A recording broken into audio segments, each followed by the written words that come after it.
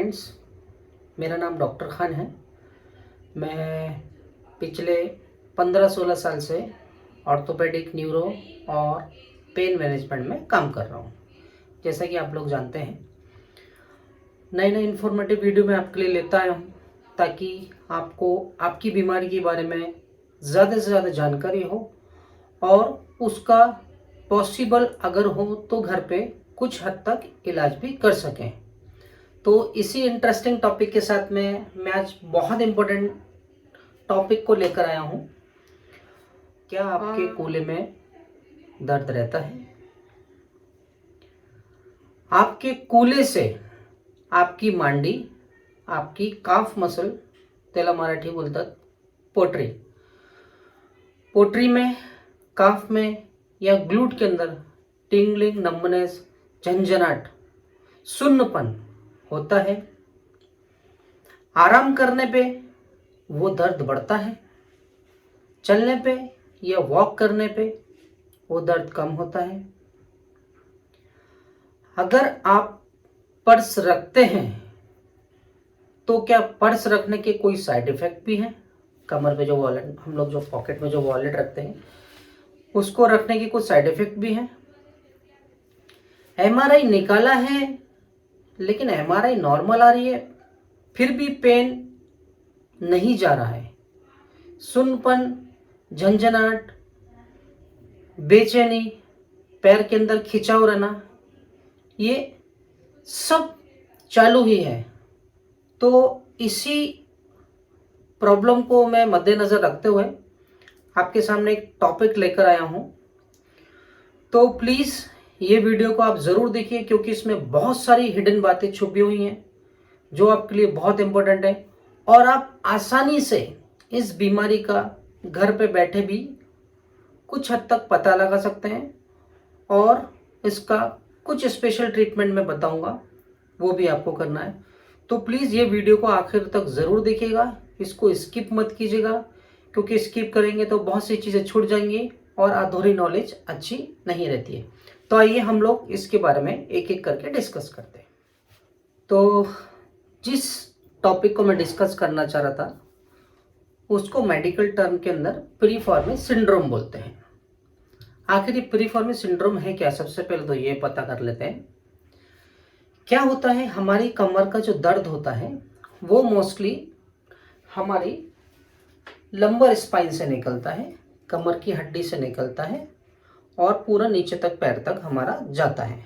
Disc दबने की वजह से, या तो इस डिस्क में कोई प्रॉब्लम हो, या इस हड्डी के अंदर प्रॉब्लम हो, या नर्व के अंदर कोई प्रॉब्लम हो, तीनों में से कोई सी भी प्रॉब्लम होने की वजह से वहाँ पर कंप्रेशन आता है और ये कंप्रेशन की वजह से पैर में हमारे नीचे तक दर्द जाता है। डिपेंड करता है कि कौन कौन सी नस हमारी इन्वॉल्व है।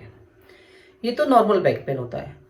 पिरिफॉर्मे सिंड्रोम के अंदर क्या होता है, हमारी एक पिरिफॉर्मस एक मसल्स होती है जो सैक्रल बोन से ओरिजिन होके हिप बोन के अंदर जाके अटैच होती है। अच्छा, ये जो पिरिफॉर्मिस मसल्स रहती है, इसके पीछे से एक शैटिका नर्व जाती है। ये शैटिका नर्व जाती है जो कि नीचे पैर को सप्लाई देती है। शैटिका नॉर्मली हम लोग जो बोलते हैं वो एक बीमारी का नाम नहीं है, एक सिम्टम है।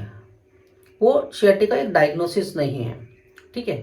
तो हम लोग शैटिका के बारे में डिस्कस नहीं करते, हम लोग प्रीफॉर्मे सिंड्रोम के बारे में डिस्कस करते हैं।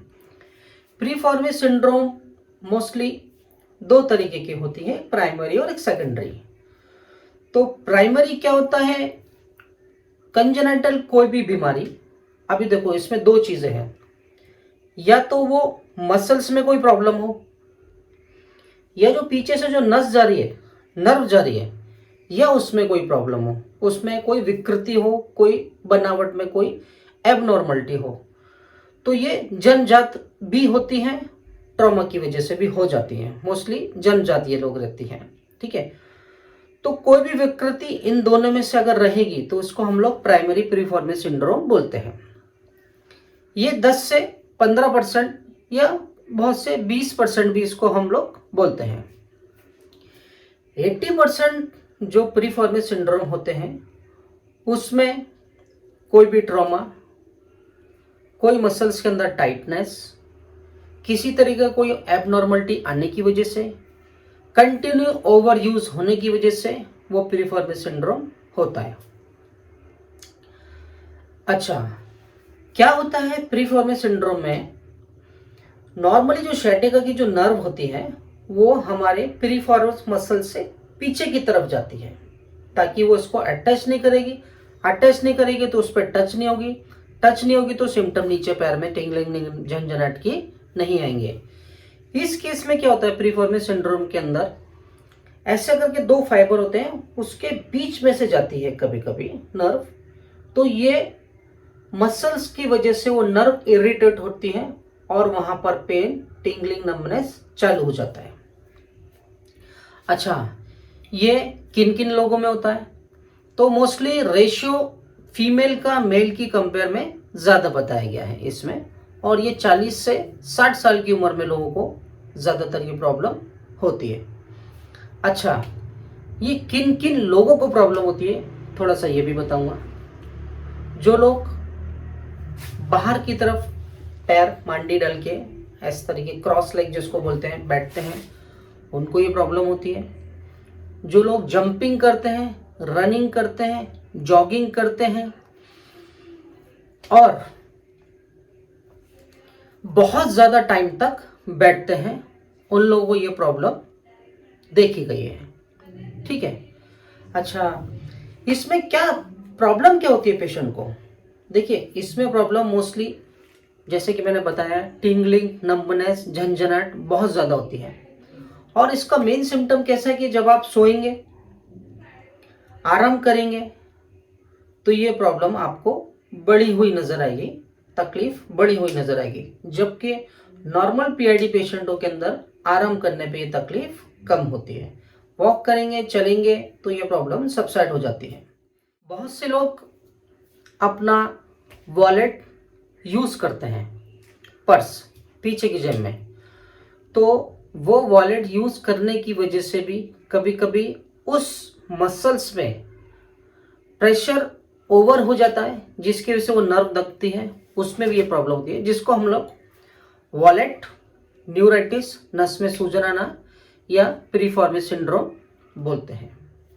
लॉन्ग टाइम बैठते समय कभी भी अपने पर्स का यूज ना करें, क्योंकि पर्स का साइज मोटा होने की वजह से वो पर्टिकुलर नर्व के अंदर प्रेशर देगा और उसकी वजह से आपको टिंगलिंग, नंबनेस सेंसेशन चालू हो जाएगी, जिसको वॉलेट न्यूराइटिस बोलते हैं। इसके और एक साइड इफेक्ट है पर्स रखने के। जब हम पर्स को अपने पॉकेट में रखते हैं तो हमारी जो स्पाइन है ना, वो टिल्ट होके उसको एडजस्ट करने लगती है, जिसकी वजह से पर्स के कारण हमारा बैक पेन भी बढ़ सकता है। इसलिए याद रखें, जब भी आप बैठें तो अपने पर्स को ज़रूर निकाल के बैठें। ठीक है।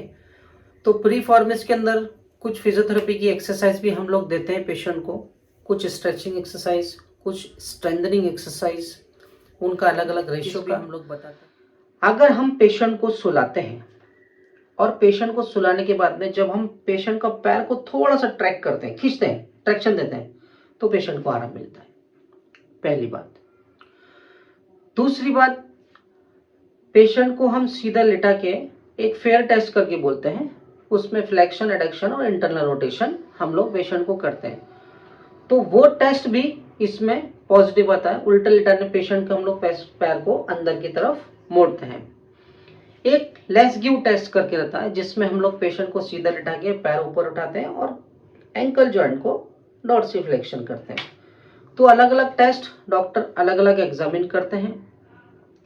तो इसका मेन सिम्टम जो मैंने बताया, टिंगलिंग, नंबनेस, इसमें क्या होता है, अगर हमको पता लगाना है तो हम लोग छू के भी पता लगा सकते हैं। जैसे कि हमने पेशेंट को उल्टा लिटाया, उल्टा लिटाने के बाद में उसका जो ग्लूट वाला एरिया रहता है, हिप वाला जो एरिया रहता है पीछे की तरफ का, वहां पर जब आप हाथ ऐसे करके लगाएंगे तो आपको एक छोटा सा एक मास स्ट्रक्चर समझ में आएगा, एक गोले जैसा दिखेगा, या फिर एंटायर सरफेस पे एक टेंडरनेस, एक स्पाज्म मिलेगा आपको।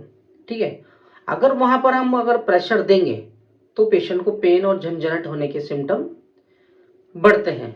तो वो भी एक डायग्नोसिस का तरीका है पेशेंट को करने के लिए।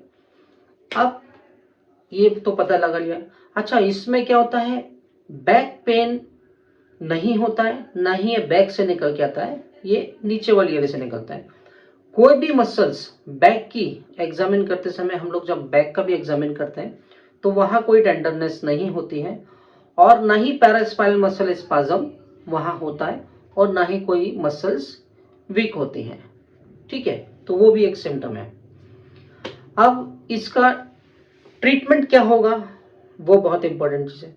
तो डिपेंड करता है पेशेंट का कब से तकलीफ में है, कितने दिन हो गए और क्या सिम्टम है, उस पर रिकवरी डिपेंड करती है।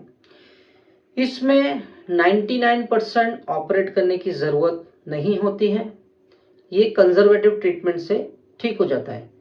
इसमें हम लोग फिजियोथेरेपी की बहुत अच्छी मॉडलिटीज़ लगाते हैं। फिजियोथेरेपी मॉडलिटीज़ लगाने से उसका अंदर का स्पाज्म, पेन कम हो जाता है। कुछ विशेष तरीके की एक्सरसाइज रहती हैं, वो हम पेशेंट को सिखाते हैं। तो 99% ये केस सॉल्व हो ही जाता है। हाँ, बहुत रेयर केस हुआ जिसमें कंजर्वेटिव ट्रीटमेंट करके पेशेंट को रिलीफ नहीं मिल रहा है।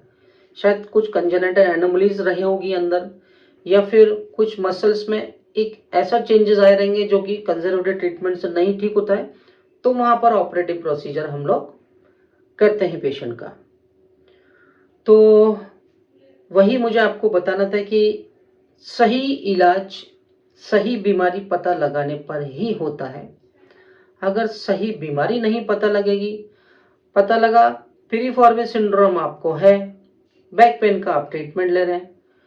अच्छा, इसमें क्या होता है, एमआरआई जब आप कराएंगे ना पेशेंट की, तो उसमें एमआरआई नॉर्मल आती है, लेकिन सिम्टम सेम टू सेम वही रहता है। तो इसमें डायग्नोसिस करना थोड़ा सा बहुत इंपॉर्टेंट रहता है। मिस डायग्नोसिस बहुत होती है। ट्रीटमेंट बैक पेन का कर रहे हैं क्योंकि दोनों के सिम्टम सेम टू सेम रहते हैं, बस क्लिनिकल एग्जामिनेशन दोनों का डिफरेंस हो जाते हैं।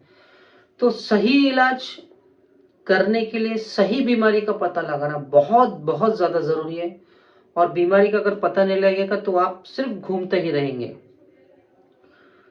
तो इसी उम्मीद के साथ मैं आपसे अलविदा लेता हूँ। अपना और अपने परिवार का ख्याल रखें, खुश रहें, सही बीमारी का पता लगाएं, सही डॉक्टर के पास जाएं, क्योंकि मिस डायग्नोसिस आपको तकलीफ को और बढ़ा सकती है। तो अपना और अपने परिवार का ख्याल रखें, खुश रहें, स्वस्थ रहें। जय हिंद, जय भारत, जय महाराष्ट्र।